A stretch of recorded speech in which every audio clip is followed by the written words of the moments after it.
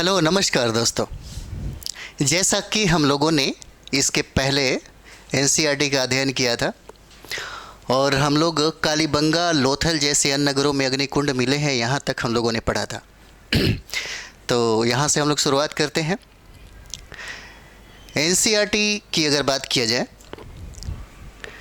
तो यूपीएससी के लिए हो या बीपीएससी के लिए हो या जीएस को लेकर के अगर आप चाहते हैं कि बहुत बेहतर तरीके से तैयारी हो जाए तो विदाउट एनसीईआरटी पढ़े हुए ना आप कॉन्सेप्ट समझ सकते हैं और ना ही आपके पास फैक्ट का संग्रह हो सकता है।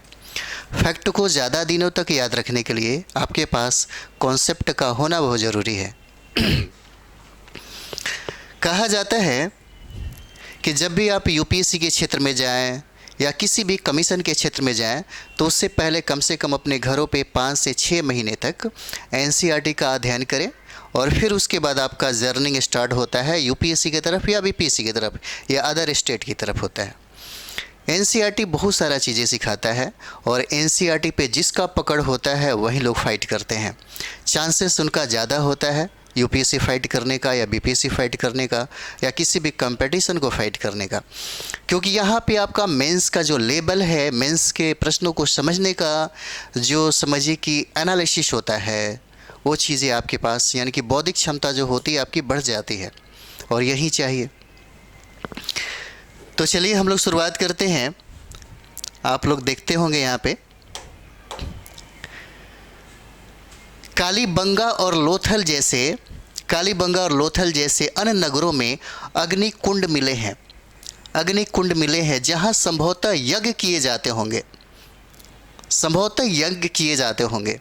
जब संभवतः की बात यहाँ पे हो रही है इसका मतलब ये है कि यहाँ पे कोई सटीक जानकारी हमें नहीं मिलता।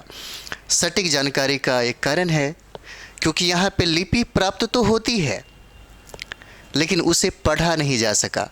बहुत सारे वैज्ञानिकों ने कोशिश किया लेकिन लिपि अपठनीय होने के कारण कुछ भी कहना स्पष्ट नहीं हो पाता, जिसकी वजह से ये कहा जाए कि अग्निकुंड तो मिला लेकिन उसे एक दायरे में रख कर के ये सोचना कि शायद यज्ञ किया जाता होगा स्पष्ट तरीके से नहीं कहा जा सकता। हड़प्पा, मोहनजोदड़ो और लोथल जैसे कुछ नगरों में बड़े बड़े भंडार गृह मिले हैं। भंडार गृह का मतलब होता है जैसे अन्नागार की अगर बात कर दिया जाए, जहाँ पे एक बहुत बड़ा गोदाम की तरह होता है अन्न को वहाँ पे भंडारित करके रखने के लिए। इसके पीछे के कारण को अगर देखा जाए तो ऐसा होता है कि जैसे मानते हैं कि कभी कभी समस्या इतना विकट स्थिति पैदा कर देती है जैसे अकाल की समस्या आ जाए या कुछ ऐसा, मतलब समझिए कि दुर्भिक्ष हो जाए, जिसके वजह से लोग अन्नागार का इस्तेमाल करते थे। अन्नागार में बहुत सारा मतलब चावल, दाल या गेहूं का समझिए कि भंडारण किया जाता था ताकि अगर ऐसी परिस्थिति पैदा हो जाए जिसकी मतलब वजह से ये समस्या पैदा ना हो। तो यहाँ पे भंडार गृह भी मिले हैं। जब भी कभी प्रश्न पूछेगा, जैसे मानते हैं पूछा जा सकता है कि अग्निकुंड की प्राप्ति कहाँ से हुई है, आपके पास ऑप्शन दे देगा कालीबंगा, लोथल, मोहनजोदड़ो, हड़प्पा। तो देखिए ये दोनों जगह से प्राप्त होता है, इसीलिए कॉपी कलम में ज़रूर लिखते चलिए ताकि आपका कॉन्सेप्ट भी अच्छा हो जाए और साथ ही साथ फैक्ट भी अच्छा हो जाए। थोड़ा सा हम लोग यहाँ पे एक मैप देखेंगे। आप यहाँ पे देख रहे होंगे मानचित्र उपमहाद्वीप के आरंभिक नगर की अगर बात करें यहाँ पे तो देखिएगा कहा जाता है कि हड़प्पा सभ्यता का जो विकास हुआ वो सिंधु और सरस्वती नदियों के किनारे ही इस सभ्यता का मतलब विकास हुआ, डेवलपमेंट हुआ, फला फूला। यानी कि दुनिया के जितने भी सभ्यता है, दुनिया में जहाँ जहाँ सभ्यता है फली फूली, वो नदियों के किनारे ही बसा, क्योंकि नदियाँ बहुत सारी चीज़ें एक मानव के लिए देती हैं। उसी तरीके से यहाँ पे आप देखिएगा ये हो जाता आपका सिंधु नदी, और सिंधु की जो सहायक नदियाँ हैं जिसे झेलम, चिनाब, रावी, ब्यास, सतलज कहते हैं। और यहाँ पे देखेंगे अधिकतर हड़प्पा जो साइट है अधिकतर हड़प्पा साइट आपको गुजरात के क्षेत्रों में ही मिलता है। जैसे यहाँ पे देखते हैं ये लोथल हो जाता है और इसी लोथल से ही आपको जिसे आपने पढ़ा होगा, तो अग्नि कुंड की प्राप्ति हो जाती है। फिर उसके बाद देखिए धौलावीरा हो जाता है यहीं पे, सुरकोटड़ा हो जाता है यहीं पे। फिर आगे हम लोग यहाँ पे देखेंगे ये मोहनजोदाड़ो हो जाता है, सिंधु नदी के तट पे है मोहनजोदाड़ो। फिर यहाँ पे सोतका को हम लोग देखेंगे। फिर यहाँ पे चन्हूदड़ो देखते हैं। फिर यहाँ के गवेरी वाला देखते हैं यहाँ पे। फिर यहाँ पे देखिए कालीबंगा होए, राखी गाड़ी हो जाता है, राखी गढ़ी, हड़प्पा हो जाएगा। ये सारा चीज़ें आपको एक मैप के माध्यम से, एक डायरेक्शन में आप देख सकते हैं, ताकि आपको ज़्यादा दिनों तक याद रहे। ठीक है, अगर मैप में हम लोग देखेंगे तो ज़्यादा से ज़्यादा फ़ायदा आपको होगा। देखिए चीज़ों को याद करने के लिए ज़रूरी होता है एक बार अपने दिमाग में भी मैप का निर्माण करिए। आप यहाँ पे देखिए स्नानागार आपको दिख रहा होगा। स्नानागार, महान स्नानागार कहा जा रहा है, महान स्नानागार। हड़प्पा सभ्यता में बहुत सारी चीज़ें हैं जो विशेषता है। नगर नियोजन पढ़ेंगे तो हड़प्पा सभ्यता में जैसे मेंस में पूछा जाता है नगर नियोजन की विशेषताओं का वर्णन करें। हड़प्पा सभ्यता के बारे में, हड़प्पा सभ्यता के पतन के बारे में पूछा जाता है, तो स्नानागार जो है इसके बारे में पूछा जाएगा। जैसे आप देख रहे हैं यहाँ पे, ये देखिए स्नानागार है आपका, और ये चारों तरफ से जैसे इसका निर्माण जो है ईंटों से किया गया है, पक्की ईंटों से इसका निर्माण किया गया। और ये जो निर्माण हुआ, दुनिया के किसी सभ्यताओं में ऐसा साक्ष्य और ऐसा प्रमाण नहीं मिलता देखने को। यानी कि जिस तरीके से आधुनिक समय में आप देखते हैं कभी कभी नदियों के चारों तरफ में ईंटों का एक सीढ़ी बनाई जाती है नीचे उतरने के लिए, और चारों तरफ कभी कभी देखते होंगे कि 2-4 यानी चेंजिंग रूम बनाई जाती है। उसका शायद एक उद्देश्य हो सकता है कि लोग अध्यात्म के क्षेत्र में या आध्यात्मिक या पूजा पाठ के उद्देश्य से ही गंगा मतलब कोई भी स्नान करते थे। जैसे आप यहाँ पे देख सकते हैं।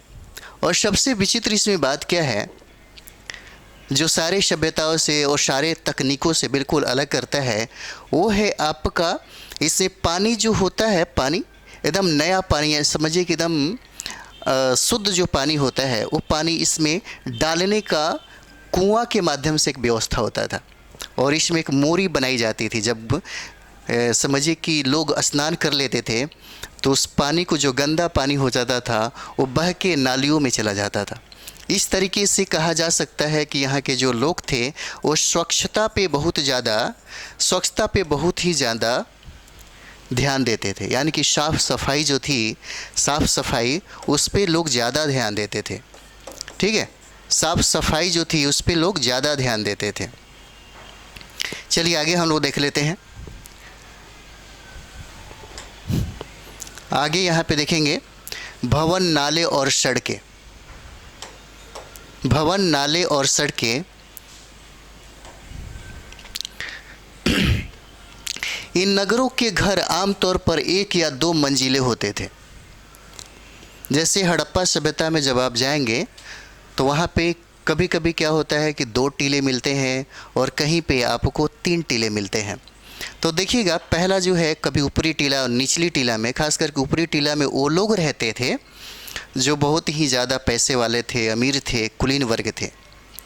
लेकिन जो निचली टीला होता था, निचली टीला कहने का मतलब है कि वो बिल्कुल प्राकृतिक था, और ऊपरी टीला का निर्माण आपको कृत्रिम तरीके से मतलब मिट्टी भर करके उससे ऊंचा कर दिया गया था।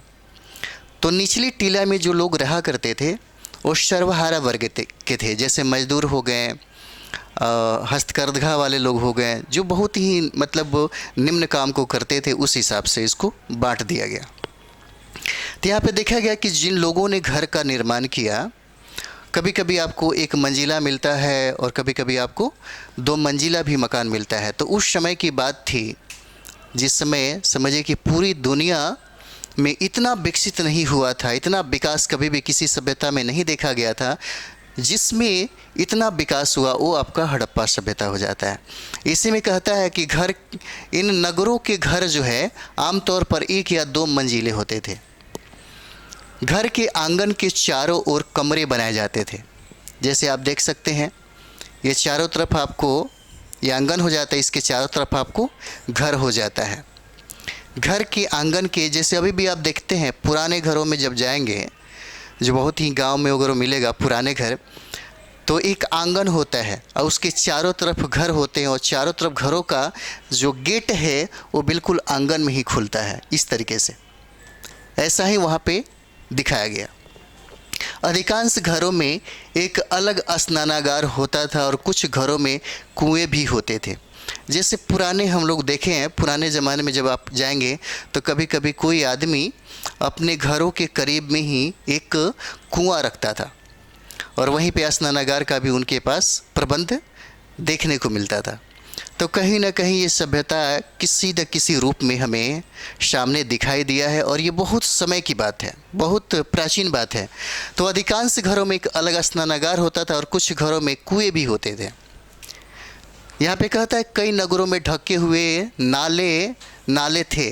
जैसे आप देखते हैं महानगरों में जब जाएंगे, चाहे मुंबई हो जाए, दिल्ली हो जाए, या शंघाई हो जाता है या न्यूयॉर्क हो जाता है, उस टाइप का जो डेवलपमेंट आपको नाला के साइड में आपको दिखेगा, सीजर उजर सारा का प्रबंध आपको हड़प्पा सभ्यता मिलता है। यही वजह है कि हम प्राचीन भारत के इतिहास में हड़प्पा सभ्यता का जब खोज हुआ तो ये पता चला कि पूरी दुनिया में, यानी कि पूरी जितनी भी सभ्यता, समकालीन जितनी सभ्यताएं थी, उस सभ्यताओं में सबसे विचित्र और सबसे अद्भुत व्यवस्था थी हड़प्पा सभ्यता की। हड़प्पा सभ्यता उस समय तक बहुत ही ज़्यादा डेवलप था। कहे कि नगर नियोजन प्रणाली हम लोग पढ़ेंगे और नगर नियोजन खास करके हड़प्पा सभ्यता को एक विशेष बनाता है और विशेषता, और यही वजह है कि हड़प्पा सभ्यता के नगर नियोजन की विशेषताओं का वर्णन करें। कभी कभी यूपीएससी और बीपीएससी के मेंस आप देखेंगे, जो ऑप्शनल पेपर हुआ करता था, उसमें सवाल पूछे जाते थे। और अगर हम लोग देखें तो यही नाला के ऊपर जो पत्थर का, यानी कि सिलाओं से इस पत्थर को ढक दिया जाता था और साफ सफाई करने के लिए इसका प्रबंध बहुत ही उत्तम तरीके से किए जाते थे। जैसे आप देखते हैं, इन्हें सावधानी से सीधी लाइन में बनाया जाता था। हर नाली में हल्की ढलान होती थी ताकि पानी आसानी से बह सके। हल्की ढलानें होती थी ताकि, और ये सारा का सारा देखेंगे जितने भी हड़प्पा के स्थल है, सभी के मतलब गलियों से एक नाली निकला हुआ है और इस तरीके से, इस तकनीक के माध्यम से बनाए जाते थे कि पानी आराम से बह करके, मतलब समझिए कि नाली के माध्यम से एक नदियों में पहुंच सके। अक्सर घरों की नालियों को सड़कों की नालियों से जोड़ दिया जाता था। इससे ये पता चलता है कि इतना डेवलप है, जो बाद में बड़े नालों में मिल जाती थी। ठीक है, जैसे आमतौर पे आप देखते हैं किसी महानगर में जब जाएंगे तो बिल्कुल महानगर का जो कॉन्सेप्ट होता है, जैसे शहर की जो गलियां होती हैं, उस गलियों में जो छोटा छोटा जो नाली होता है वो कहीं ना जा कर के एक बड़े नालियों में क्या होता है, विलीन हो जाता है और धीरे धीरे वो चीज़ें, वो जो गंदा पानी होता है वो कहीं ना कहीं एक बड़े सोर्स के रूप में आपको सामने दिखाई देता है, जो बाद में बड़े नालों में मिल जाती थी। नालों के ढके होने के कारण इनमें जगह जगह में मेनहोल बनाए गए थे, जिनके ज़रिए इनकी देखभाल और सफाई की जाती थी। मेनहोल की बात अगर देखेंगे तो आप देखिएगा, अधिकतर आपको मिलेगा जो बहुत ही ज़्यादा विकसित जो कंट्री है, जैसे आप शंघाई देख सकते हैं, आप न्यूयॉर्क देख सकते हैं, तो यहाँ पे क्या होता है कि मेनहोल बनता था, तो वहाँ पे मशीनों के द्वारा उसकी साफ़ सफाई और देख रेख किया जाता था। ऐसी प्रबंध और ऐसी व्यवस्था आपको हड़प्पा सभ्यता में देखने को मिलता है। इसीलिए कहा जाता है कि हड़प्पा सभ्यता बहुत ही विकसित अवस्था में जो थी, जो वर्तमान की किसी भी, यानी कि जो विकसित कंट्री है उससे भी तुलना नहीं किया जा सकता। अभी भी इस तरीके से मतलब इतिहासकारों ने इसका वर्णन किया है और इस तरीके से खुदाई के द्वारा प्राप्त हुआ। घर, नाले और सड़कों का निर्माण योजनाबद्ध तरीके से एक साथ ही किया जाता था। एक साथ योजनाबद्ध तरीके से, जैसे मानते हैं कि घर, नाले और सड़कों का जैसे निर्माण होता है, उसका योजनाबद्ध तरीके से क्या कब निर्माण करना है, उसी हिसाब से इसका निर्माण किया जाता था। जैसे आप देख सकते हैं यहाँ पर वर्णित घरों और पिछले अध्याय में वर्णित घरों में तुम्हें क्या अंतर दिखाई देता है? कोई दो अंतर बताओ। ठीक है, अगला यहाँ पे हम लोग देखेंगे नगरीय जीवन। तो नगरीय जीवन में देखिए हड़प्पा के नगरों में बड़ी हलचल रहा करती होगी। हड़प्पा के नगरों में बड़ी हलचल रहा करती होगी। यहाँ पर ऐसे लोग रहते होंगे जो नगर की खास इमारतें बनाने की योजना में जुटे रहते थे। ये संभवतः यहाँ के शासक थे। यह भी संभव है कि ये शासक लोगों को भेजकर दूर दूर से धातु, बहुमूल्य पत्थर और अन्य उपयोगी चीज़ें मंगवाते थे। शायद शासक लोग खूबसूरत मनकों तथा सोने चांदी से बने आभूषणों जैसे कीमती चीज़ों को अपने पास रखते होंगे। इन नगरों में लिपिक भी होते थे जो मुहरों पर तो लिखते ही थे और शायद अन्य चीज़ों पर भी लिखते होंगे जो बच नहीं पाई है। ठीक है, देखिए कितना अच्छा लिखा है, नगरीय जीवन के बारे में लिखा है। जैसे हम लोग बड़े नगरों में रहते हैं तो बड़े नगरों में जो माहौल होता है, जो वहाँ पे चहल पहल देखने को मिलता है, बिल्कुल सेम टू सेम हम बिल्कुल उसी तरह सोच सकते हैं। इतिहास को पढ़ने के लिए ज़रूरी है कि कम से कम उस काल में चले जाइए और ख़ुद को रखिए कि अगर मैं वहाँ होता तो कैसी स्थिति होती, मैं क्या देख पाता। और ये तब होता है जब आप बड़े नगरों में रहते हैं, शहरों में रहते हैं और चीज़ों को भली भांति समझने लगते हैं कि नगर में क्या क्या होना ज़रूरी होता है, नगरों का समाज कैसा होता है। तो यहाँ पे देख रहे होंगे, कहता है यहाँ पे कि हलचल रहा करती होगी। यहाँ पर ऐसे लोग रहते होंगे जो नगर की खास इमारतें बनाने की योजना में जुटे होंगे। जैसे देखते हैं अभी के समय में बड़ी बड़ी कंपनियाँ आपको बड़े बड़े मकानों का निर्माण करती है, तो उसके लिए अलग से प्रबंध किया जाता है। कभी क्या होता है कि हम लोग भारत में ही हैं, जब किसी बेहतर इमारत का या कुछ ऐसे चीज़ों का निर्माण करते हैं, जब ज़रूरत पड़ता है कि हमें अन्य देशों से भी इसकी डिमांड हो रही है, मंगाना चाहिए, तो हम मंगाते हैं। हालांकि सोर्स के तौर पे आप इसमें हड़प्पा सभ्यता में पढ़े होंगे कि सोने मंगाए जाते थे, चांदी मंगाए जाते थे, मनके मंगाए जाते थे, सलखड़ी मंगाई जाती थी। यहाँ कहीं ना कहीं आयात और निर्यात भी का कॉन्सेप्ट यहाँ पे देखने को मिलता है।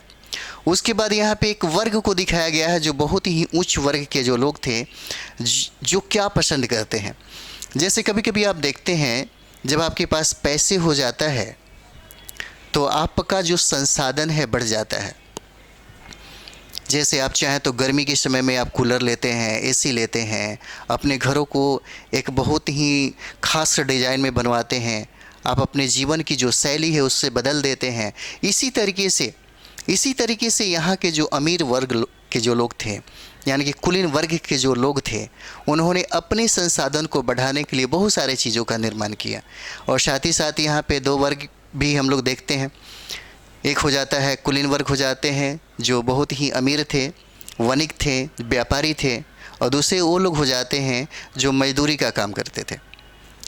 यानी कि बड़े बड़े जो नगर नियोजन था उसको बनाने में ये लोग जुटे रहते थे। उसी के बारे में ये सब कहता भी है। इन नगरों में लिपिक भी होते थे। हालांकि जो आपका लिपि है जो पठनीय होने के कारण स्पष्ट जानकारी नहीं देती है, लेकिन अनुमान लगाया जाता है कि इतने बड़े शहरों को कंट्रोल करने के लिए कोई ना कोई मतलब शासन व्यवस्था तो ज़रूर रहा होगा। क्या इतने बड़े जो शहर को मैनेज करने के लिए, इतने बड़े शहर को क्रियान्वित करने के लिए कोई ना कोई व्यवस्था तो ज़रूर रही होगी। तो उसी में कहता है कि जो मुहर पर तो लिखते ही थे, मुहर भी मिले हैं। और मुहर पे आप देखते होंगे कि जो भाव चित्रात्मक लिपि जो है, जैसे हो जाता है आपको बहुत सारा चीज़ें, यानी कि जानवरों के चित्र के माध्यम से दिखाई जाती थी। हो सकता है कि उस समय चित्र का जो भाव था कुछ अलग होगा, जिस भाव को अभी तक पढ़ा नहीं जा सका है।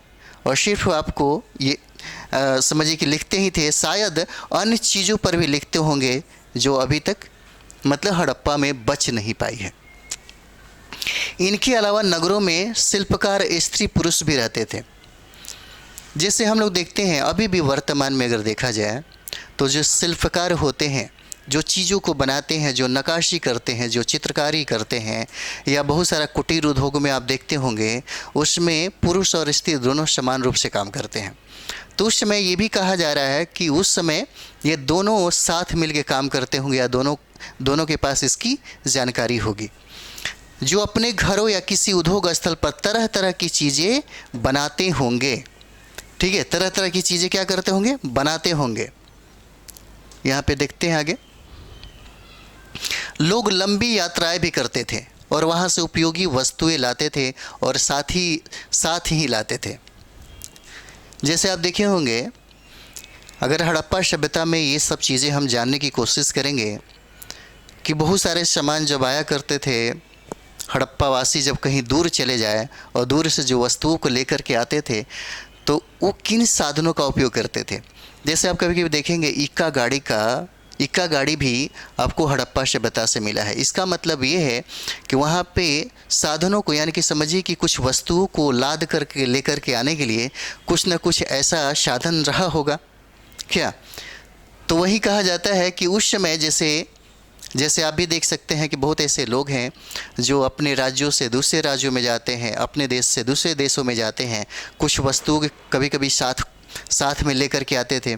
उस समय इतना ज़्यादा डेवलप नहीं था, यानी कि यातायात का साधन जो है हम लोग यहाँ पे देख सकते हैं। हो सकता है कि जो नदियों के माध्यम से जो यातायात थी वो वहाँ पे सुगम हुआ होगा। और दूसरी बात यह है कि इक्का गाड़ी मिलने से ये पता चलता है कि शायद वहाँ पे गाड़ियों से इस्तेमाल लोग करते थे सामान को इधर से उधर करने के लिए। तो सुदूर देशों के किस्से कहानियाँ जो हैं आपको यहाँ पे मिलता है। मिट्टी से बनी कई खिलौने भी मिलते हैं जिनसे बच्चे खेलते होंगे। नगर में रहने वाले लोगों की एक सूची बनाओ, क्या इनमें से कुछ ऐसे लोग हैं जो मेहरगढ़ जैसे गांव में रहते थे। देखिए, जब भी आपको ऐसे प्रश्न करे तो ज़रूर इस पे विचार करना चाहिए कि इसका मतलब क्या है, आशय क्या है, क्या कहना चाहता है। नगर में रहने वाले लोगों की एक सूची बनाओ, ठीक है। क्या इनमें से कुछ ऐसे लोग हैं जो मेहरगढ़ जैसे गांव में रहते थे। तो आप यहाँ पे देखे होंगे, सबसे पहले ये बात कहता है कि और वहाँ की उपयोगी वस्तुएं लाते थे और साथ ही लाते थे। सुदूर देशों की किस्से कहानियाँ, मिट्टी से बने कई खिलौने भी मिले हैं जिनसे बच्चे खेलते थे। जैसे आप देखते हैं बचपन में जो चीज़ें आप बनाते हैं कहीं ना कहीं आपके नज़रों में वो चीज़ होता है, कहीं ना कहीं वो चीज़ें दिखता है, तभी आप बनाते हैं। तो जो मृण मूर्तियाँ भी आपको हड़प्पा सभ्यता में जो मिली, जो खिलौने भी मिले आपको, इससे ये लगता है कि समाज में ऐसी ऐसी घटनाएं घटती होगी या ऐसा कुछ व्यवस्था रहा होगा। इस सब चीज़ें से हमें यही सब चीज़ पता चलता है। जैसे आप देख सकते हैं यहाँ पे सबसे ऊपर मोहनजोदड़ो की एक सड़क और उससे बना नाला, ऊपर एक कुआं, बाईं और नीचे हड़प्पा की एक मुहर जो आप देख सकते हैं। ये देखिएगा, ये जो आपको मुहर दिख रहा है इसी को भावचित्रात्मक लिपि के नाम से जानते हैं, जिसके कारण मतलब इतिहासकारों ने बहुत ज़्यादा कोशिश किया इसे पढ़ने का, लेकिन वो सफल नहीं हो पाए, जिसके वजह से यह जो लिपि है अपठनीय हो गई। और इस वजह से कुछ भी कहना जो सटीक तरीके से जो है, जो कभी कभी हम संभावनाओं में व्यक्त कर देते हैं, वो कहना पड़ता है। इस मुहर के ऊपर के चिन्ह एक खास लिपि में है। उपमहाद्वीप में पाए गए लेखन का यह प्राचीनतम उदाहरण है। विद्वानों ने इसे पढ़ने की कोशिश की है, लेकिन अभी तक यह पता नहीं चल पाया है कि इसका अर्थ क्या है।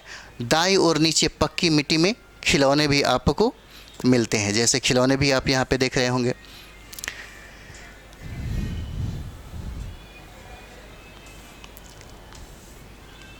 चलिए आगे हम लोग देखते हैं नगर और नए शिल्प। नगर और नए शिल्प में देखिए, आओ अब कुछ ऐसी चीज़ों के बारे में अध्ययन करें जो हड़प्पा के नगरों में प्राप्त हुई है। पुरातत्वविदों को जो चीज़ें वहाँ मिली है उनमें अधिकतर पत्थर, शंख, तांबे, कांसे, सोने और चांदी जैसे धातुओं से बनाई गई थी। तांबे और कांसे से औजार, हथियार, गहने और बर्तन बनाए जाते थे। सोने और चांदी से गहने और बर्तन बनाए जाते थे। जैसे आपने पढ़ा होगा कि हड़प्पा सभ्यता को कांस्ययुगीन सभ्यता के नाम से जानते हैं। कांसे से जो आपने देखा यहाँ पे मतलब समझिए कि गहने भी बनाए जाते थे और साथ ही साथ आपके बर्तन भी बनाए जाते थे। इस तरीके से बहुत ही जो कीमती जो पदार्थ है आपको, यानी कि आप पत्थर देख सकते हैं, शंख देख सकते हैं, तांबे देख सकते हैं, कांसे देख सकते हैं, सोने और चांदी है, ये जो बहुमूल्य जो धातुएं हैं, इससे बहुत सारी चीज़ें बनाया गया। जैसे आप देखते हैं औजार बनाया गया, हथियार बनाया गया, गहने बनाया गया, बर्तन बनाए जाते थे। तो जैसे इसको कभी कभी हम लोग मतलब समझिए कि काश युग इसलिए कहा जाता है कि हड़प्पा सभ्यता की एक देन है। विश्व को इसने एक चीज़ दिया, वो था कासा। कासा बनाने की जो तकनीक है हड़प्पा सभ्यता ने पूरी दुनिया को सिखाई। और यहाँ पे देखिए तो कासा आपको तांबा प्लस टीन जो है इसको गला करके बनाया जाता है। और ये कला इन लोगों के पास थी और इसे ये लोग दो चीज़ों का निर्माण करते थे। एक तो इससे बर्तन का निर्माण करते थे और दूसरा आपको इससे गहने का इस्तेमाल करते थे। ये कहना मुश्किल है कि गहना जो होता है, आभूषण जो होते थे, यह सिर्फ स्त्रियां ही पहनती थी या वहाँ के पुरुष भी पहनते थे, क्योंकि बहुत ऐसे जगहों पे ऐसा प्राप्त हुआ है कि शायद इसका इस्तेमाल ये दोनों लोग करते होंगे। ठीक है, जैसे आप देख सकते हैं यहाँ पे, यहाँ मिली सबसे आकर्षक वस्तु में मनके, बाट और फलक हो जाता है। ठीक है, और यहाँ पे देखिए ऊपर देखिए पत्थर के बाट होते थे। देखिए बाट कहने का मतलब है आज भी अगर आप जाते हैं तो कभी कभी गांव में आपको पत्थर का बटखड़ा आपको मिल जाएगा, 250 ग्राम का, 200 ग्राम का, 1 केजी का, 2 केजी का। उस समय हड़प्पा सभ्यता में बाट बटखड़ा जो है उसका भी इस्तेमाल लोग करते थे अनाज को मापने के लिए, नापने के लिए। तो वही सब चीज़ें हैं पत्थर के जो बनाए जाते थे। कितने ध्यान से और उपयुक्त तरीके से इन बाटों को बनाया गया है। इन्हें चर्ट पत्थर से बनाया गया था। याद रखिएगा, पूछा जा सकता है कि बाट का जब उन्होंने निर्माण किया तो किससे बनाए जाते थे? चट पत्थर से हो जाता है। याद रखिएगा, पूछा जा सकता है। चर्ट पत्थर होता है, इसी से बाट बनाए जाते थे और इसको कटिंग किया जाता होगा। देखिए चरखुट्टा जैसे आप देख रहे हैं, बहुत ही खूबसूरत तरीके से बनाया गया। इन्हें शायद बहुमूल्य पत्थर और धातुओं को तौलने के लिए बनाया गया होगा। ठीक है, कहता है कि बाएं में, मध्य में बाएं मन के इनमें से कई कार्नेलियन पत्थरों से बनाए गए थे। जैसे मनके का अगर बात कर दिया जाए, जो आगे हम दिखाते हैं आपको, देखिए यहाँ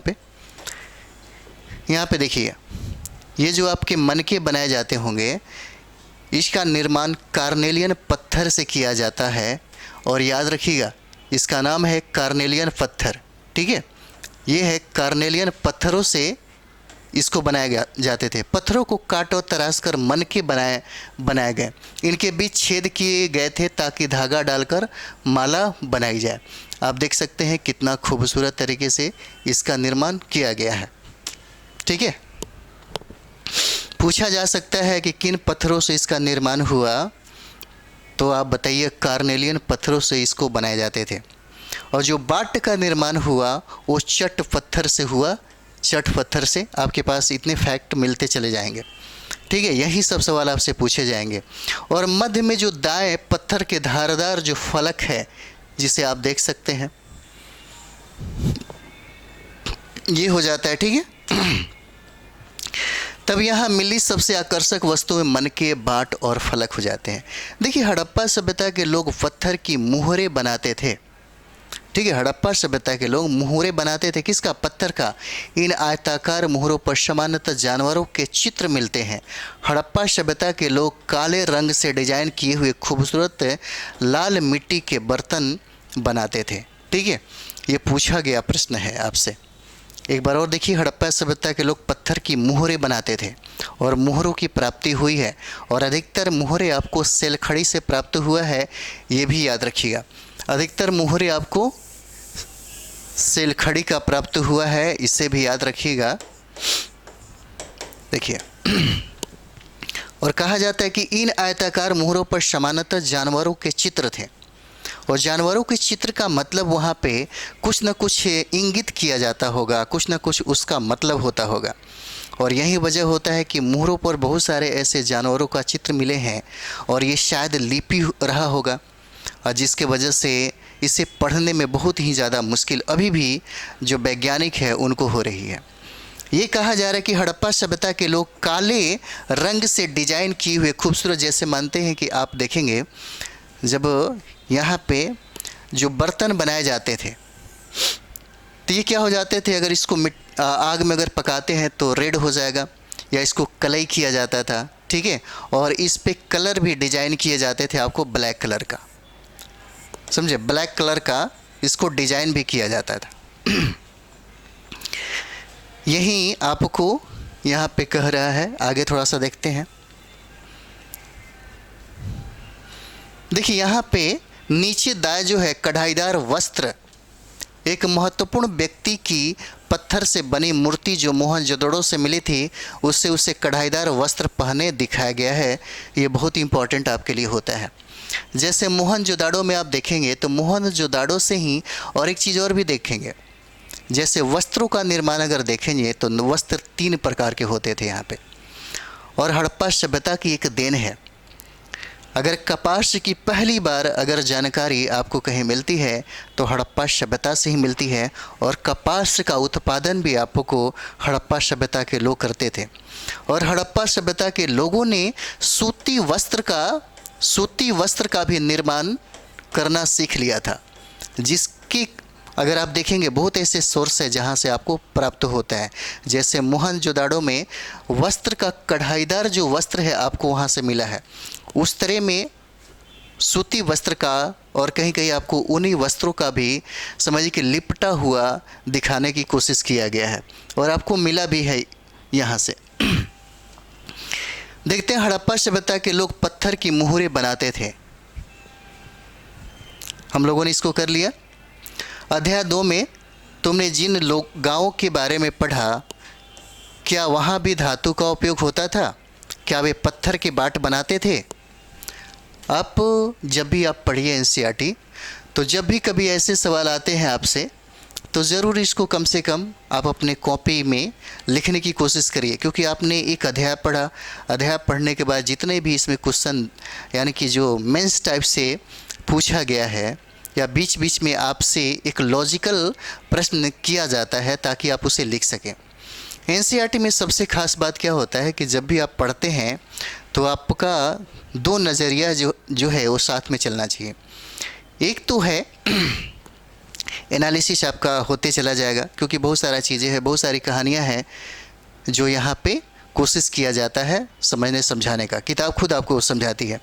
और दूसरी बात ये होता है कि जब आप लिखना शुरू करेंगे तो जो आप पढ़े रहते हैं उसमें बहुत ऐसी चीज़ें हैं जो आपको समझिए कि आपके दिमाग में चलेगा कि शायद ये हो सकता है। तो ये कोशिश जो आपका होता है कहीं ना कहीं मेंस की तरफ आपको लेके जाता है। संभवतः 7000 साल पहले मेहरगढ़ में कपास की खेती होती थी। पूछा जा सकता है कि कपास की खेती का जो साक्ष्य है हड़प्पा सभ्यता के कहाँ से प्राप्त होता है, या मेहरगढ़ या कोई ऐसा साक्ष्य आपको मिलता है। इस 7000 जो ये हड़प्पा की बात नहीं है, 7000 ये आप अगर जाएंगे यहाँ पे तो ये आपको यानी कि मध्य पाषाण काल पढ़ेंगे या नवपाषाण काल पढ़ेंगे तो वहाँ से ये सब चीज़ें मिल जाएगा।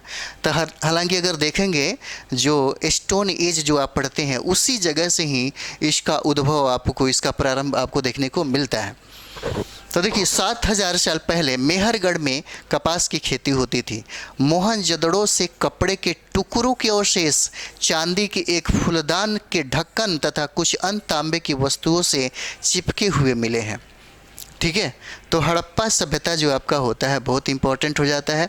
और हड़प्पा सभ्यता की अगर बात करें तो उससे जो साइट होते हैं जैसे मोहनजोदड़ो, तो मोहनजोदड़ो से क्या क्या प्राप्त हुआ है इसे याद रखना बहुत ज़रूरी हो जाता है।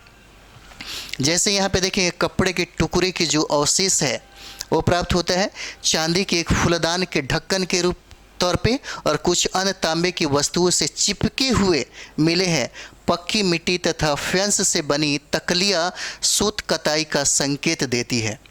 ठीक है, क्या देती है? सूत कताई का संकेत देती है पक्की मिट्टी का। जैसे आप देखते हैं जैसे हम लोग अभी आधुनिक समय में सुई का इस्तेमाल करते हैं, तो उसी तरह से वहाँ पे पत्थर से बनाए जाते थे सुई, और उसको सिलाई का भी काम यहाँ पे हम लोग देखते हैं, कढ़ाई का भी देखते हैं, बहुत सारा डिजाइन भी बनाए जाते थे। वो सारा चीज़ें यहाँ पे देखने को मिलता है।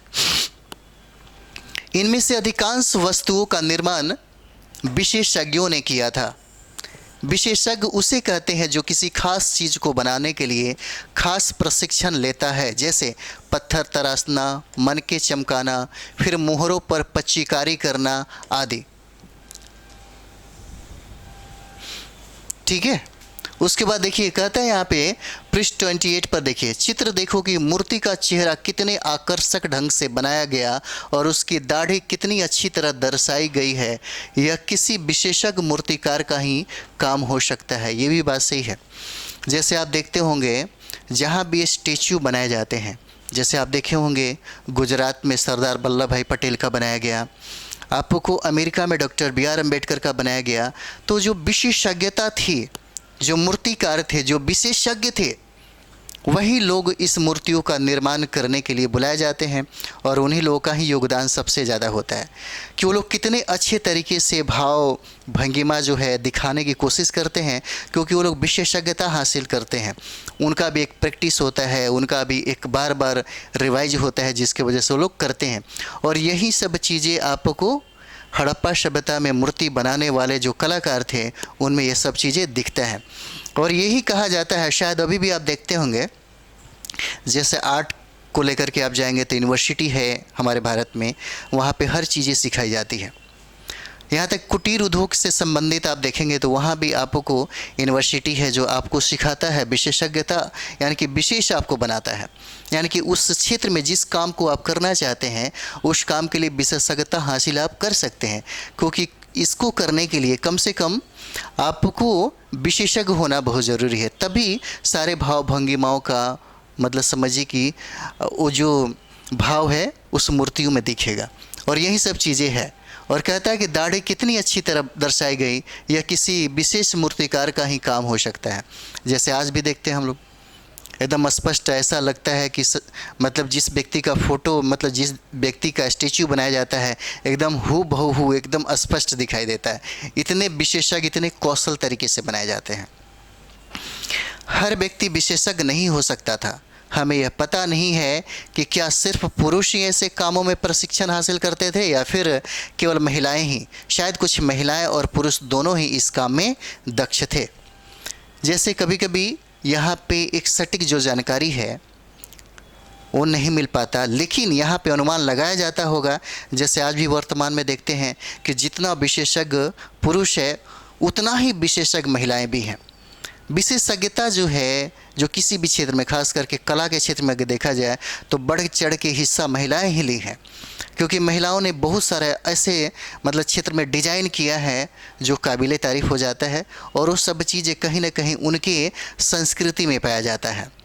और यही वजह है कि यहाँ पे कहना मुश्किल होता है कि सिर्फ पुरुष ही करते थे या महिलाएं करते थे, या ये कहा जाता है कि संभवतः पुरुष और महिलाएं दोनों इस काम में दक्ष थे, निपुण थे। जैसे हम लोग आगे देखेंगे इसको, फ्यंस के बारे में थोड़ा सा हम लोग देख लेते हैं। देखिए यही है आपका फ्यंस, आप देख सकते हैं यहाँ पे पत्थर और शंख प्राकृतिक तौर पे पाए जाते हैं। देखिए पत्थर और शंख जो है प्राकृतिक तौर पे पाए जाते हैं, लेकिन फ्यंस को कृत्रिम रूप से तैयार किया जाता है। ठीक है, देखिए प्राकृतिक रूप से उसे कहते हैं जो मतलब समझिए कि हमारा जो भौगोलिक जो प्रदेश है उसमें ऑलरेडी हम कहीं देखते हैं, उसे मानव के द्वारा कोई भी प्रकार से मतलब उसमें कोई चीज़ ऐसे नहीं किया जाता है जो मानव अपने लिए, यानी कि कुछ रासायनिक प्रक्रियाओं के द्वारा उसका निर्माण करे। जब उसे मानव का कोई काम या मानव का कुछ वर्क नहीं होता है, या मानव उसमें कुछ ऐसे तकनीकों का प्रयोग करके उसको अलग नहीं बना देते, ठीक है, तब तक उसको हम लोग प्राकृतिक ही कहते हैं। जैसे आप देख सकते हैं बालू या स्फटिक पत्थरों के चूर्ण को गोंद में मिलाकर उनसे बनाए वस्तुएं बनाई जाती थी। ठीक है, बालू और स्फटिक या पत्थरों के, उसके बाद उन वस्तुओं पर एक चिकनी परत चढ़ाई जाती थी। इस चिकनी परत के रंग प्रायः नीले या हल्के समुद्री हरे होते थे। फ्यंस से मनके, चूड़ियाँ, बाले और छोटे बर्तन बनाए जाते थे। ठीक है, अगला हम लोग देखते हैं कच्चे माल की खोज में। ठीक है, कच्चे माल की खोज में हम लोग देखेंगे तो यहाँ पे देखिएगा कच्चा माल उन पदार्थों को कहते हैं जो या तो प्राकृतिक रूप से मिलते हैं या फिर किसान या पशुपालक उनका उत्पादन करते हैं। जैसे लकड़ी या धातु के अयस्क प्राकृतिक रूप से उपलब्ध कच्चे माल है। इनसे फिर कई तरह की चीज़ें बनाई जाती है। मिसाल के तौर पर किसानों द्वारा पैदा किए गए कपास को कच्चा माल कहते हैं, ठीक है, जिसके बाद में कताई बुनाई करके कपड़ा तैयार किया जाता है। हड़प्पा के लोगों को कई चीज़ें वहीं मिलती थी, लेकिन तांबा, लोहा, सोना, चांदी और बहुमूल्य पत्थरों जैसे पदार्थों को दूर दूर से आयात करते थे। यहाँ पे आप देख सकते हैं, कहने का मतलब है कि वहाँ के जो किसान थे, जैसे मान दे कच्चा माल से खुद वो कपड़ों का निर्माण करते थे, उसकी बुनाई करते थे, उसकी कढ़ाई करते थे।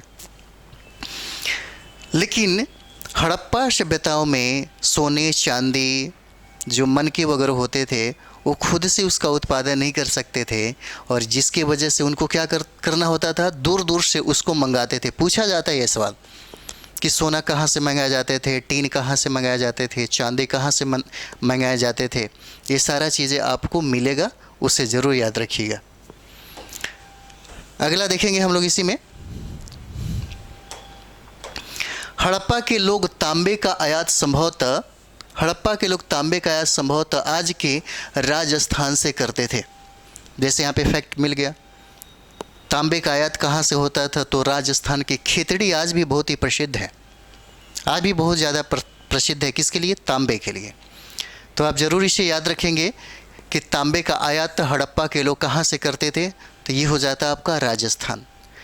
यहाँ तक कि पश्चिमी एशियाई देश ओमान से भी तांबे का आयात किया जाता था। जब आपके ऑप्शन में दोनों चीज़ें रहे, राजस्थान भी रहे और ओमान भी रहे, तो दोनों आंसर हो जाएगा। और देखिए, कहता है कि कांसा बनाने के लिए तांबे के साथ मिलाई जाने वाली धातु टीन का आयात आधुनिक ईरान और अफ़गानिस्तान से किया जाता था। ठीक है, पूछा जा सकता है यहाँ पे कि टीन का आयात कहाँ से किया जाता था, तो टीन देखिए आपको ईरान और अफ़गानिस्तान दोनों हो जा रहा है।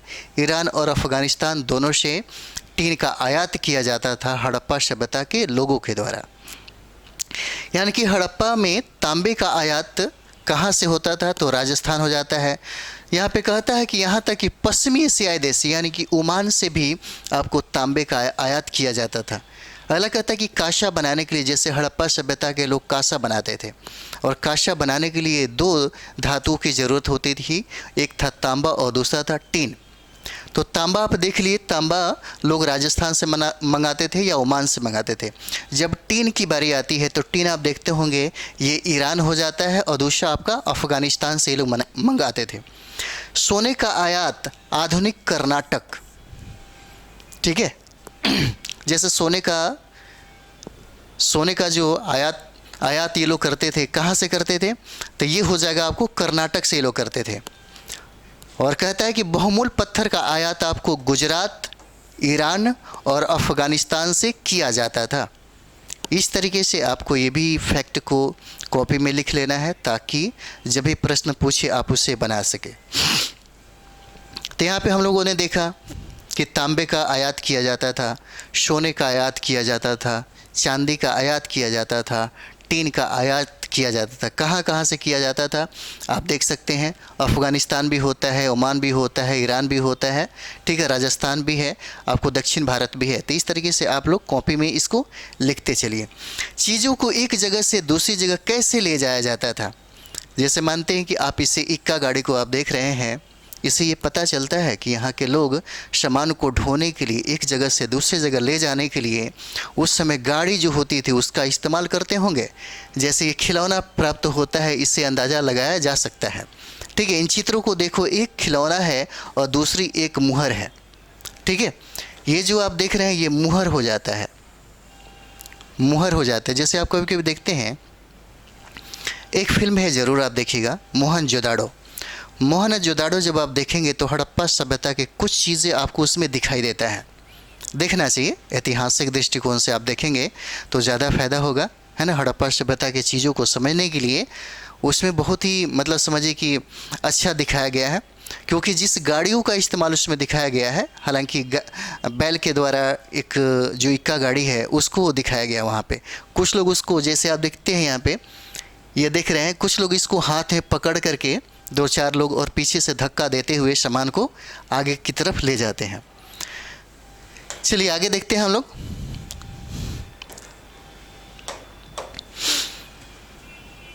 क्या तुम बता सकते हो कि हड़प्पा के लोग यातायात के लिए किन साधनों का प्रयोग करते थे?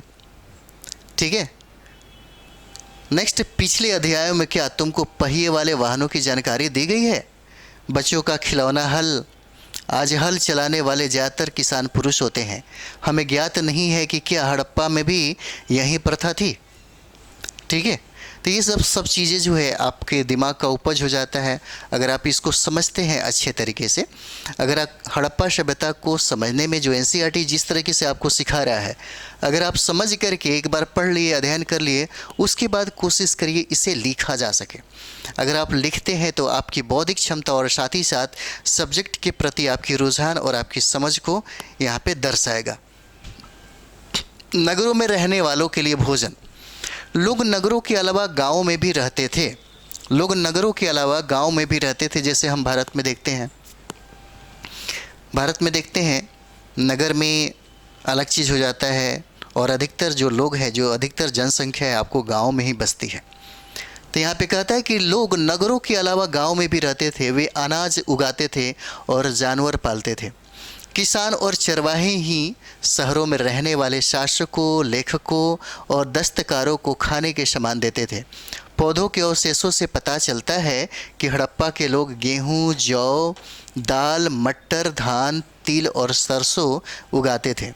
ठीक है, यानी कि आप ये जो फैक्ट देख रहे हैं, पूछा जा सकता है कि हड़प्पा के लोग क्या क्या खाते थे, क्या क्या उपजाया जाता था, तो आपको सोर्स से मिला गेहूं, जौ, दाल, मटर, धान, तिल, सरसों आदि उगाते थे। जैसे अभी भी देखते हैं कि गांव के लोग किसानी ज़्यादा करते हैं, यानी कि वहाँ पे वो लोग हर तरह के फसल को उपजाने की कोशिश करते थे, ताकि उसका इस्तेमाल आपको शहर के लोग करते थे। और यही वजह होता था कि जब भी गांव में कुछ ऐसे खेती हो, जैसे गेहूं, जौ, दाल, टमाटर, जो भी चीज़ें हैं, आपको गांव से शहर की तरफ कोई ना कोई साधन होता है जिसको ला करके यहाँ पे किसी मंडी में छोड़ के चला जाता है। और यही कहता है कि ज़मीन की जुताई के लिए हल का प्रयोग एक नई बात थी। ठीक है, यहाँ पे हम लोग देखेंगे ज़मीन की जुताई के लिए हल का प्रयोग एक नई बात थी। हड़प्पा काल के हल तो नहीं बच पाए हैं क्योंकि वे प्रायः लकड़ी से बनाए जाते थे, लेकिन हल के आकार के खिलौने मिले हैं। ठीक है, आप यहाँ पे दिखाते हैं हम आपको, इससे पता चल जाता है। जैसे आप देख रहे होंगे यहाँ पे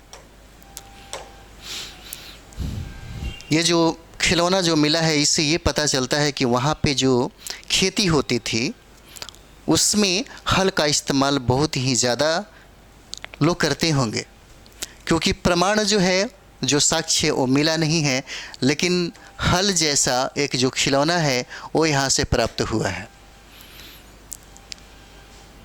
इस क्षेत्र में बारिश कम होती है, इसीलिए सिंचाई के लिए लोगों ने कुछ तरीके अपनाए होंगे। संभवतः पानी का संचय किया जाता होगा और ज़रूरत पड़ने पर उससे फसलों की सिंचाई की जाती होगी। जैसे यहाँ पे आप देखते हैं रेन वाटर हार्वेस्टिंग जो होता है, बारिश के समय में पानी को स्टोर किया जाता है, और उससे कुछ काम ऐसे होते हैं कि फिल्ट्रेट अगर करें तो पानी पीने के युग में काम आ जाता है, आपके दैनिक जो दिनचर्या है उसमें भी काम आ जाता है। और पानी अगर ज़्यादा मात्रा में हो तो उसे हम लोग सिंचाई के माध्यम से भी अपना काम निकाल लेते हैं। तो यहाँ पे कहा जा रहा है कि कुछ ऐसे सिंचाई, जैसे सिंचाई के लिए वहाँ पे पानी की कमी होती होगी, तो उस पानी को स्टोर किया जाता होगा, और स्टोर करके सोचिए कितना डेवलप होगा वहाँ पे, और स्टोर करके जहाँ पे ज़रूरत पड़ रही है पानी का सिंचाई के लिए, वहाँ पे इस्तेमाल किया जाता होगा। हड़प्पा के लोग गाय, भैंस, भेड़ और बकरियाँ पालते थे। यह भी एक फैक्ट है, ज़रूर आप लिखिएगा। हड़प्पा के लोग गाय, भैंस, भेड़ और बकरियाँ पालते थे। ठीक है, देखिए हड़प्पा के लोग गाय यहाँ पे बोल रहा है।